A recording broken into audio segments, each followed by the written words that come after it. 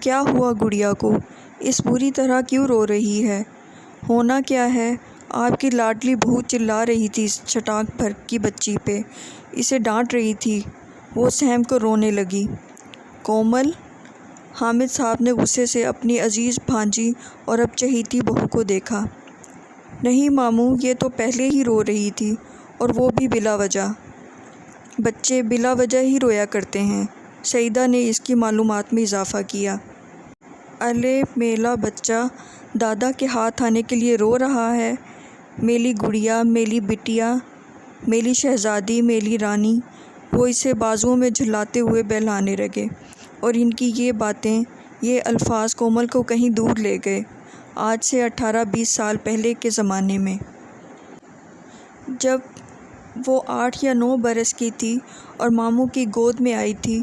وہ اسے ایسے ہی بہلایا کرتے تھے، انہی ناموں سے پکارا کرتے تھے۔ اسے لگا جیسے آج بھی وہ سمٹ کر گڑیا کی صورت خود ماموں کے بازوؤں میں جھولے لے رہی ہو۔ یہ دیکھو، چپ کر گئی نا؟ تم تو بڑی ظالم ماں ہو، بچی کو ہلکان کر کے رکھ دیا۔ دیکھو پیار سے چپ ہوئی ہے یا نہیں؟ خیال جیسے ٹوٹ سا گیا۔ ماموں اسے خفگی سے دیکھتے ہوئے ڈانٹ رہے تھے۔ وہ نم آنکھوں کے ساتھ مسکرا دی۔ اب ہنس رہی ہو؟ دیکھ رہی ہوں میری جگہ کیسے آسانی سے آپ نے کسی اور کو دے دی ہے۔ لو، ان کی باتیں سنو ذرا، سعیدہ نے جتاتے لہجے میں کہا۔ کسی اور؟ یہ کسی اور ہے کیا؟ یہ تو ہماری جان ہے، دنیا ہے ہماری۔ حامد صاحب اسے دیوانوں کی طرح چومنے لگے۔ وہ مسکراتے ہوئے دیکھتی رہی۔ خیریت؟ آج یہاں کیا شو ہو رہا ہے محبت بھرے ڈرامے کا؟ فرحان نے اندر داخل ہوتے ہوئے حیرت سے سوال کیا۔ تم دونوں میاں بیوی ہو ہی الٹی کھوپڑی کے، تمہیں ہماری محبت ڈرامہ نظر آ رہی ہے؟ سعیدہ بھڑکیں۔ غصہ انہیں کچھ زیادہ ہی جلدی آتا تھا۔ ڈرامہ نہیں، سوپ، وہ بھی کسی انڈین چینل کا، جو ختم ہونے کا نام ہی نہیں لیتا۔ وہ ڈھٹائی سے ہنسنے لگا۔ بکواس مت کرو، حامد صاحب نے ڈپٹ کر اسے خاموش کرایا، اور دادا دادی پوتی کو کسی بیش بہا خزانے کی طرح کلیجے سے لگائے اپنے کمرے میں چلے گئے۔ میرا غصہ آپ پر نکلا ہے، کمال ہے، کبھی مجھ پہ آیا غصہ تم پر تو نہیں نکالا کسی نے۔ اسے فوراً شکایت ہوئی۔ ویسے تم پہ غصہ کس بات پہ آیا، اور وہ بھی ابو کو؟ میں نہیں مانتا۔ امی کی بات کرتی تو چلو ماننے والی بھی ہوتی، مگر ابو؟ ناممکن۔ سب کچھ ممکن ہے، جب معاملہ ان کی پوتی کا ہو تو سب ممکن ہے۔ دراصل پچھلے 2-3 دن بخار رہنے کی وجہ سے گڑیا بہت چڑچڑی ہو رہی ہے۔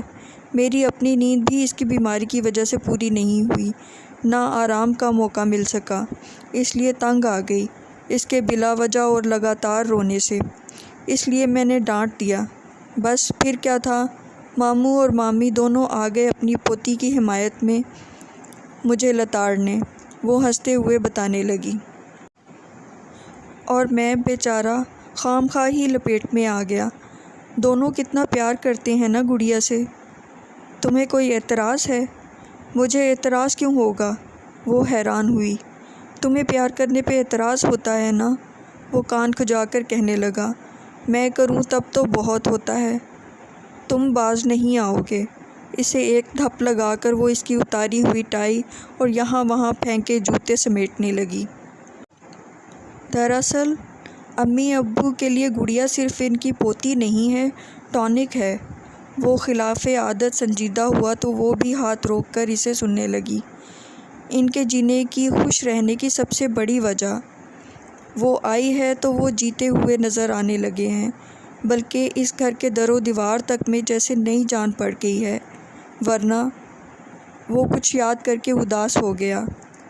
ٹھیک کہہ رہے ہو، وہ تائید میں سر ہلانے لگی۔ واقعی گڑیا کے آنے کے بعد 7 مہینوں میں اس نے بھی دونوں بوڑھے ساس سسر کو زندگی کی طرف بھرپور انداز میں بتدریج پلٹتے دیکھا تھا، ورنہ عادل بھائی جان کی کمی نہ میں پوری کر سکتا تھا نہ تم۔ اس نے بات مکمل کی، اور کومل کے ہاتھ کوٹ ہینگر میں لٹکاتے لٹکاتے کپ کپا کر یکدم ساکت ہو گئے۔ یہ گڑیا ہی ہے جس نے عادل بھائی جان کے دیے غم سے نکالا ہے انہیں۔ بات کرتے کرتے اس نے یوں ہی گردن موڑ کے دیکھا۔ وہ وارڈروب کے پاس ساکت کھڑی تھی اور اس کا چہرہ خطرناک حد تک پیلا پڑ رہا تھا۔ اسے اپنی کہی بات کا احساس ہوا تو وہ تعصب سے آنکھیں میچ کر رہ گیا، پھر سر جھٹکتے ہوئے اٹھا اور اس کے پاس جا کر کھڑا ہوا۔ کومل، اس نے اس کے یک بستہ ہاتھ اپنے ہاتھوں میں لیے۔ وہ چونکی۔ ہاں، کوئی نظروں سے اسے دیکھتی وہ اب بھی ہوش سے خاصی پرے لگ رہی تھی۔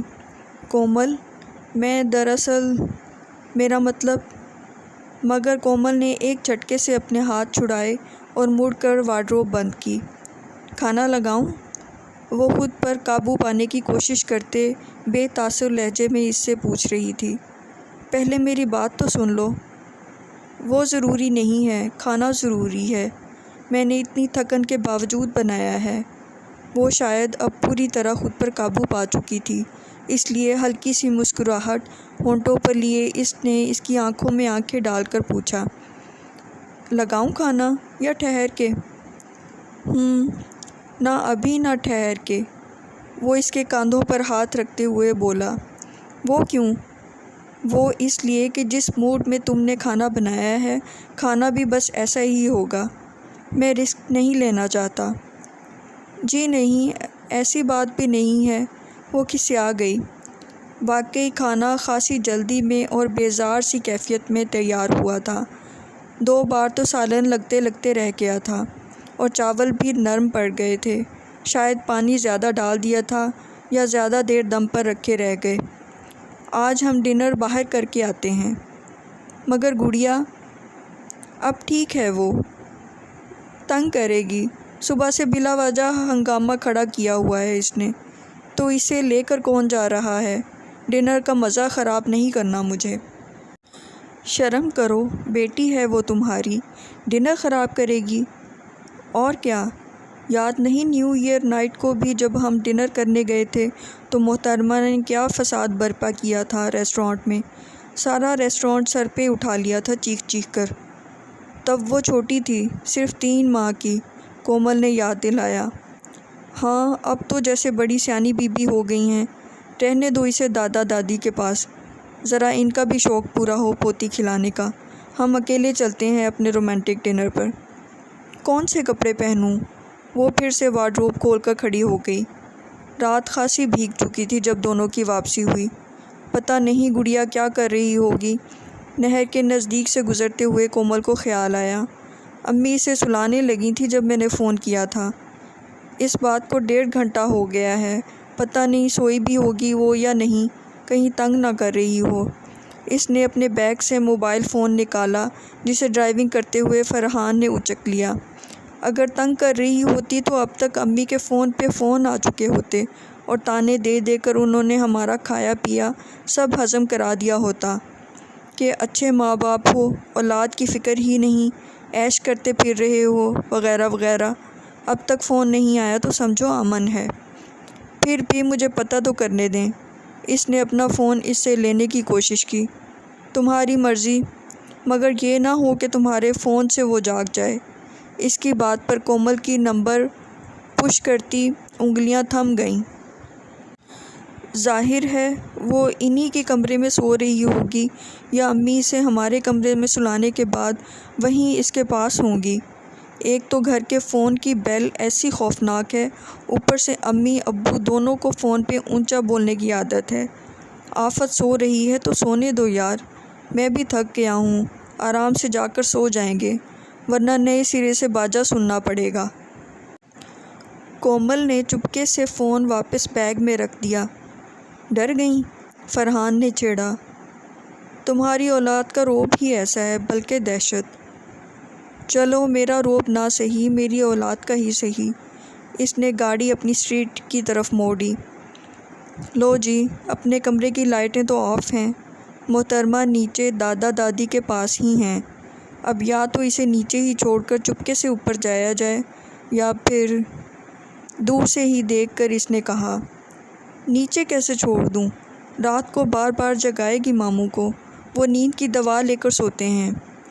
تو تمہارے ماموں کو دعویٰ بھی تو ہے اسے جان سے زیادہ پیار کرنے کا، چلو آج آزما لیتے ہیں۔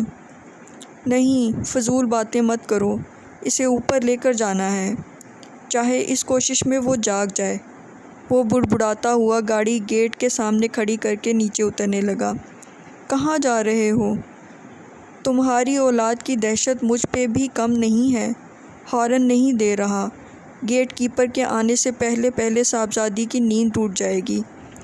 وہ جیب سے ڈپلیکیٹ چابی نکال کر بغلی دروازے سے اندر داخل ہوا اور گیٹ کھولنے لگا۔ وہ بیٹھی مسکراتی رہی۔ لیجیے جناب، آپ نے تو جو بنانا تھا بنا ڈالا، آپ کی بیٹی نے دربان بھی بنا ڈالا۔ وہ گاڑی اندر لے آیا۔ میری بیٹی تمہاری نہیں ہے کیا؟ مصنوعی خفگی سے اسے گھورتی وہ نیچے اتری۔ ہاں، کیوں نہیں؟ جب تمہیں کوئی اور تانا نہ مل رہا ہو تم اسے میری بیٹی بنا لیا کرو، جیسے امی اور ابو میرے ساتھ کرتے ہیں۔ ویسے میں امی کا اپنا بیٹا ہوں، مگر کبھی جو مجھ سے ناراض ہوں، میرا کوئی گلہ کرنا ہو تو ابو سے یہ کہہ کر کیا جاتا ہے کہ آپ کا بیٹا۔ اندر جاتے ہوئے وہ مسلسل باتیں کر رہا تھا، مگر دوسرا قدم رکھتے ہی اس کی زبان اور قدم دونوں کو بریک لگ گئے۔ ہائی ہیل سے الجھے ساڑی کے پلو کو چھڑاتی کومل نے اس کی خاموشی محسوس کر کے سامنے نظر اٹھائی۔ حامد مسعود کی گود میں سوئی ہوئی گڑیا تھی، وہ سر جھکائے بیٹھے تھے۔ ساتھ والے صوفے پہ سعدیہ اپنے آنسو صاف کر رہی تھیں، جبکہ ان کی گود میں سر رکھے دو زانو بیٹھا وہ عادل تھا، عادل مسعود۔ اپنے کمرے کا دروازہ کھول کے وہ اندر آئی، سوئی ہوئی گڑیا کو بیڈ پہ لٹایا۔ وہ ہلکا سا کسمسائی۔ کومل نے اسے تھپکنا شروع کر دیا، مگر اس سارے عمل کے دوران اس کا ذہن حاضر تھا، نہ دل کچھ محسوس کر رہا تھا۔ اس کی خوف سے پھیلی آنکھیں کسی غیر مرئی نقطے پہ مرکوز تھیں۔ گڑیا پھر سے گہری نیند میں چلی گئی، مگر اسے احساس تک نہ ہوا، اور وہ نہ جانے کتنی دیر تک اسے یوں ہی تھپکتی رہی۔ دروازہ کھلنے کی ہلکی سی آہٹ پر اس کا ہاتھ رکا۔ اس نے سر اٹھا کے دیکھا۔ فرحان نیند سے بے حال، آنکھیں مسلتا، جمائیاں لیتا اندر آ رہا تھا۔ کومل نے وال کلاک کے اندھیرے میں چمکتے ہندسے دیکھے، رات کے 2:45 بج رہے تھے۔ فرحان نے جیسے ہی لائٹ آن کی، اسے کوہنی کے بل گڑیا کے پاس نیم دراز دیکھ کر ٹھٹک گیا۔ ایک نظر وال کلاک پر ڈالی۔ تم جاگ رہی ہو اب تک؟ وہ صدا سے سحر خیز تھی اور اسی وجہ سے رات کو بھی جلدی سونے کی عادی تھی۔ بہت دیر بھی اگر کسی وجہ سے ہو جاتی تو زیادہ سے زیادہ 12 بج جاتے، اس سے زیادہ جاگنے سے وہ قاصر تھی۔ تم بھی تو جاگ رہے ہو؟ اسے اپنی ہی آواز اجنبی لگی، شاید اس لیے کہ وہ پچھلے کئی گھنٹوں سے خاموش بیٹھی تھی۔ میں؟ وہ فرحان چپ ہو گیا۔ وہ کیوں آئے ہیں فرحان؟ کومل نے سرگوشی کی۔ فرحان تھکا تھکا سا بیڈ کے ایک سرے پہ اس کی جانب پشت کر کے بیٹھ گیا۔ میں نے پوچھا ہے فرحان وہ یہاں کیوں آئے ہیں؟ اس بار سرگوشی ہلکی چیخ میں بدل گئی۔ وہ خائف ہو گیا۔ کہاں جاتے؟ جہاں گئے تھے۔ مختصر سوال کا مختصر مگر جامع جواب۔ جس طرح ہم انہیں جانے سے نہیں روک سکتے تھے، اسی طرح آنے سے بھی تو نہیں روک سکتے۔ مگر کیوں؟ خوف سے اس کی آواز لرز گئی۔ تم کیوں پریشان ہو رہی ہو کومل؟ وہ اٹھا اور اس کے نزدیک آیا۔ میں ہوں نا تمہارے ساتھ۔ اس نے اس کا ہاتھ اپنے چہرے سے لگایا، مگر وہ بے تاثر نظروں سے اسے دیکھتی رہی۔ میرے ساتھ؟ 11:15 بجے سے لے کر اب تک 3 بجے تک تم میرے ساتھ نہیں تھے فرحان۔ میں؟ وہ چپ ہو گیا، پھر آہستگی سے اس کے ہاتھ کی پشت تھپتھپاتے ہوئے کہنے لگا، ٹرائی ٹو انڈرسٹینڈ کومل، وہ 2 سال بعد امی کی کیا حالت ہے تم اندازہ نہیں کر سکتی۔ ابو الگ غصے میں ہیں اور میں وہاں۔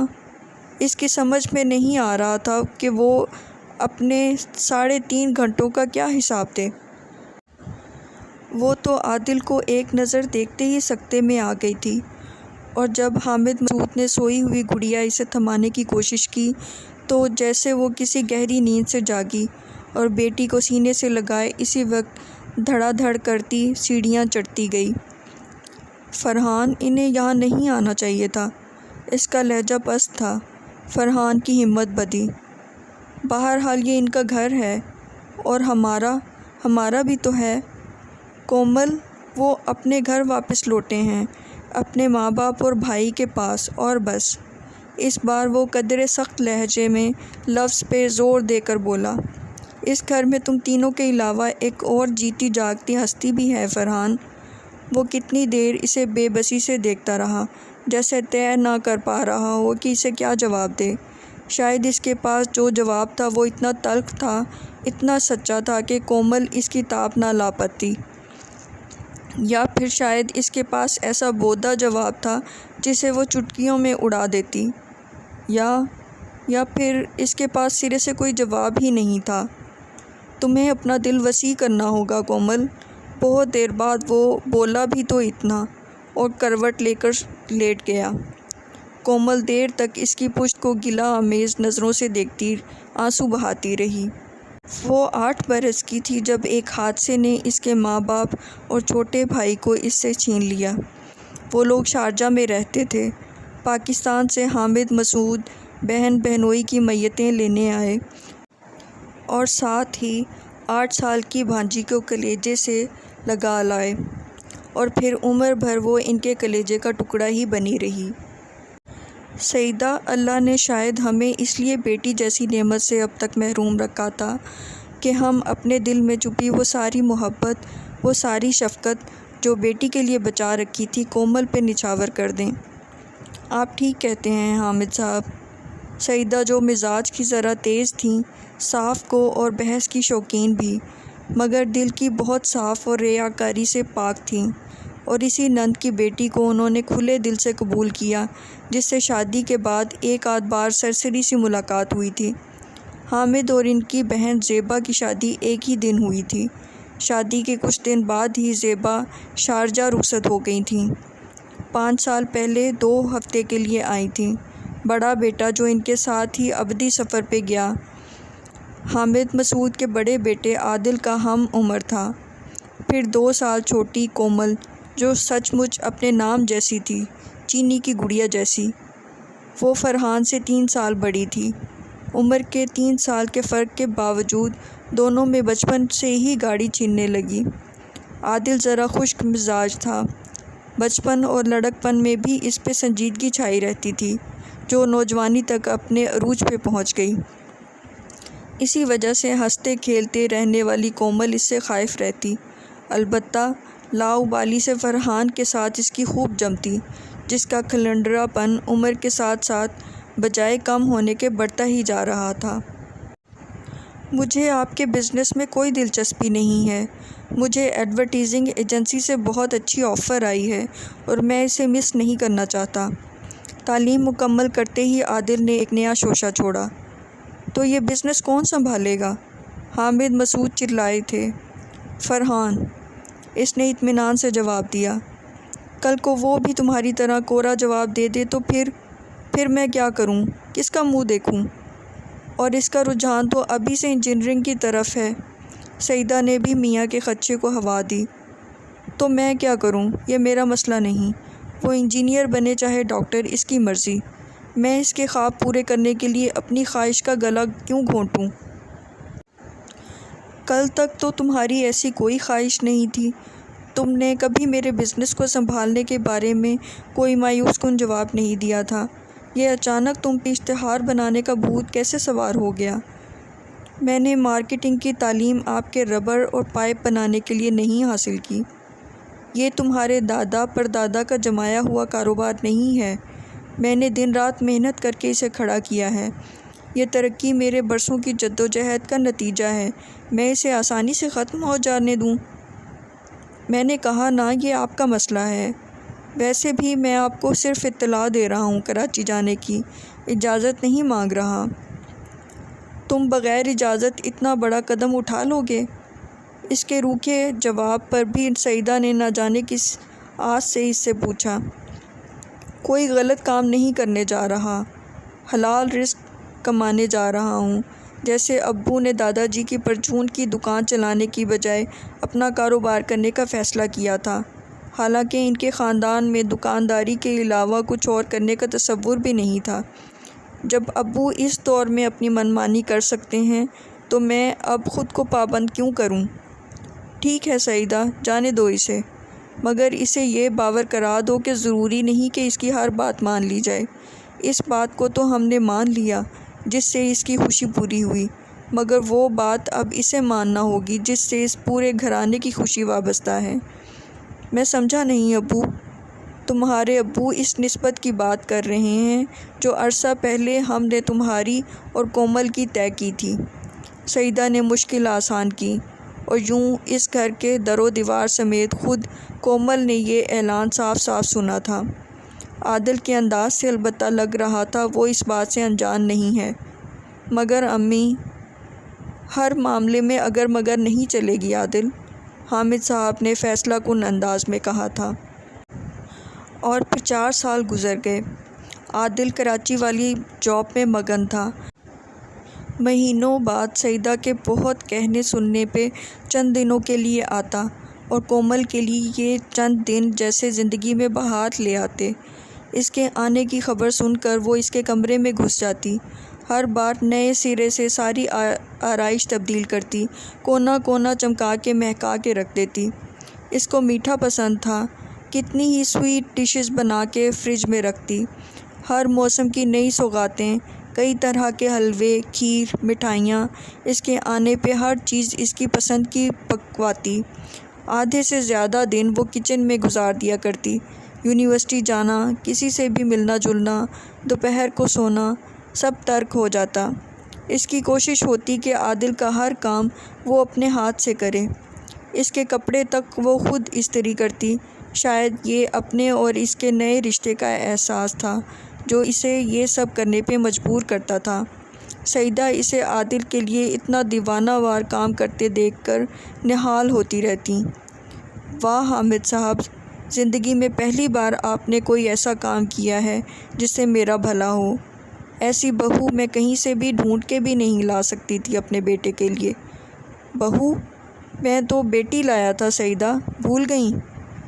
بیٹی ہوتی تو رخصت کرنا پڑتی، بیٹیاں تو ہوتی ہی پرائی ہیں، مگر کومل ہماری بہو بن کے ہمیشہ ہمیشہ ہمارے گھر میں روشنیاں بکھیرتی رہے گی۔ انشاءاللہ۔ حامد صاحب مسکرائے۔ ماموں اور مومانی والی محبت اب روپ بدل کے اور شدت سے نچھاور ہونے لگی تھی۔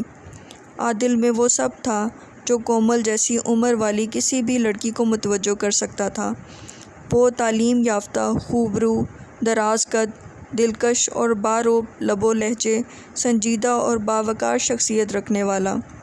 کچھ ان کے مابین بندھنے والے رشتے کی کشش تھی کہ وہ دن بدن اس کی جانب مائل ہونے لگی۔ عادل کا رویہ البتہ پہلے جیسا تھا، لیے دیے رہنے والا، خشک اور اجنبی، جو کسی کو زیادہ غیر معمولی اس لیے محسوس نہ ہوا تھا کہ وہ تھا ہی ایسا۔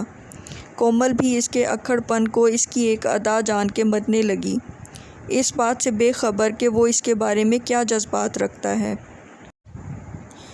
میں اپنی ایک کولیگ کو پسند کرتا ہوں، اس بار اس نے دھماکہ ہی کر دیا۔ تم جانتے ہو عادل، تمہارے ابو نے کس شرط پہ تمہارا مطالبہ مانا تھا؟ سعیدہ نے 4 سال پہلے والی بات یاد دلانا چاہی۔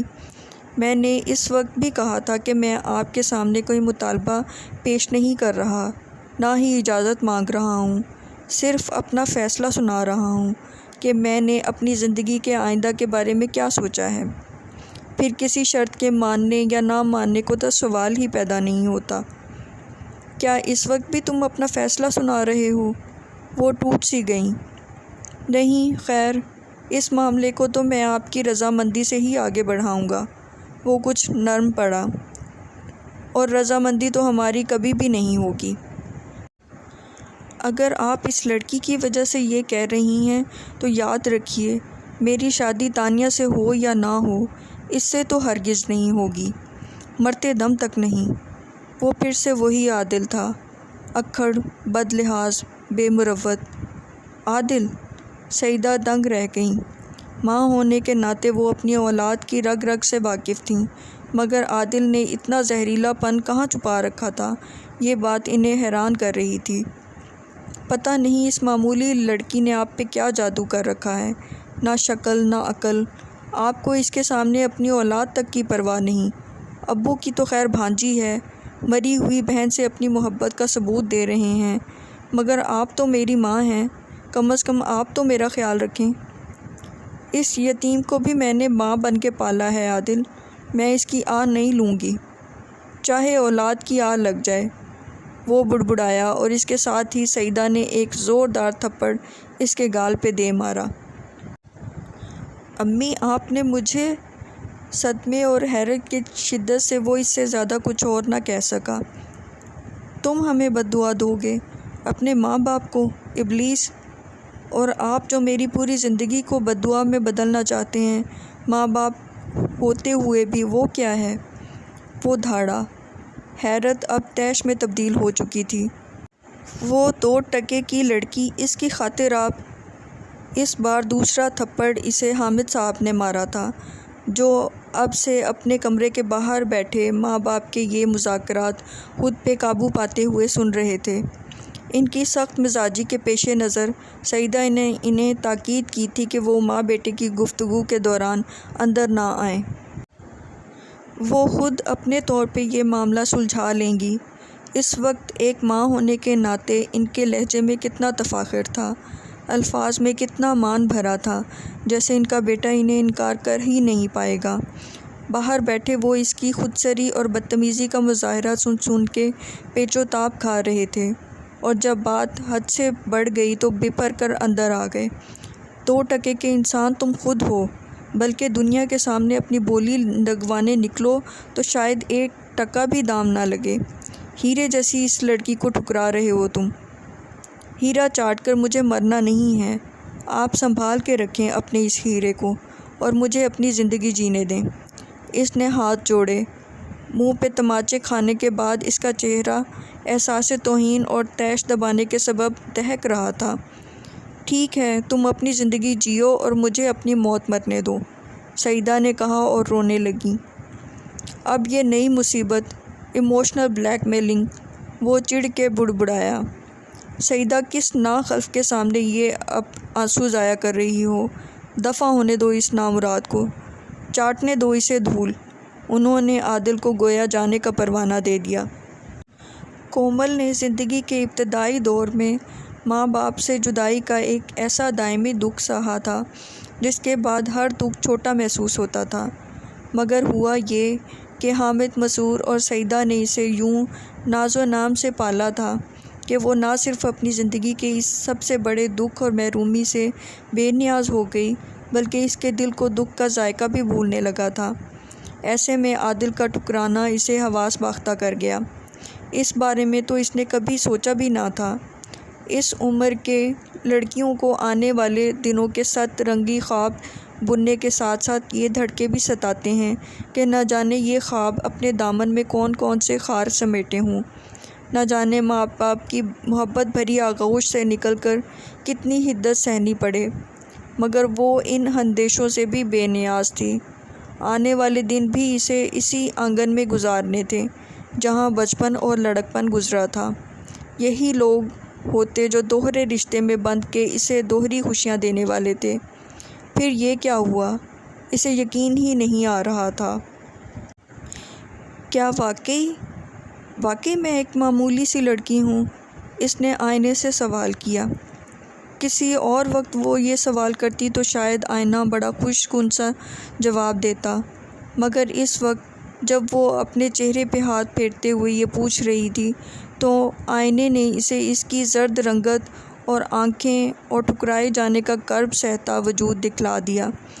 ہاں، شاید میں عادل مسعود کے قابل نہیں ہوں۔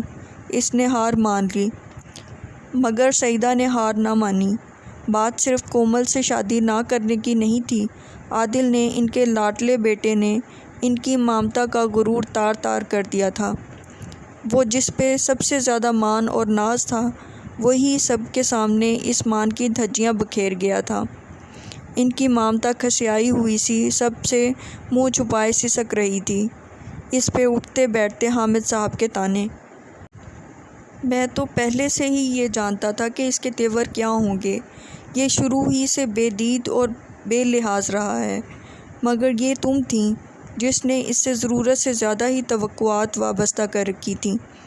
آج سے 6-7 سال پہلے جب تم نے اس خواہش کا اظہار کیا تھا کہ تم کومل اور عادل کو ایک رشتے میں باندھنا چاہتی ہو، تو یاد کرو میں نے کتنی مخالفت کی تھی۔ تم سے کہا تھا کہ اس لڑکے کے حوالے سے خواب مت دیکھنا، اس کی آنکھوں میں مجھے پتھر سجے نظر آتے ہیں۔